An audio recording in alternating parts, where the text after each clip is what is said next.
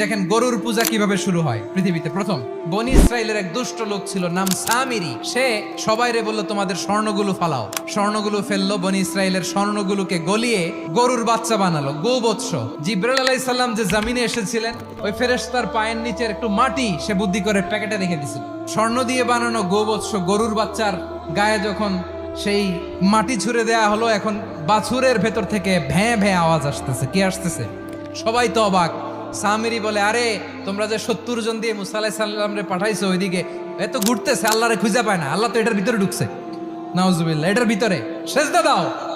এই সেজদা দিয়ে গেল। হারুন আলাইহিস সালাম তাদেরকে বুঝালেন, শিরক করো না, আল্লাহরে ভয় করো। শুধু এতটুকুই তিনি বুঝালেন, দাওয়াতি কাজ পালন করলেন, কিন্তু প্রতিরোধ করেন নাই। এই ঘটনা থেকে শিক্ষা কি? শিক্ষা হচ্ছে, আপনি শিরকের আড্ডাখানা দেখলেও বৃহৎ স্বার্থে তাওহীদের দাওয়াত দিবেন, প্রয়োজনে আপনি ঐক্য নষ্ট করবেন না। সুবহানাল্লাহ পড়বেন না?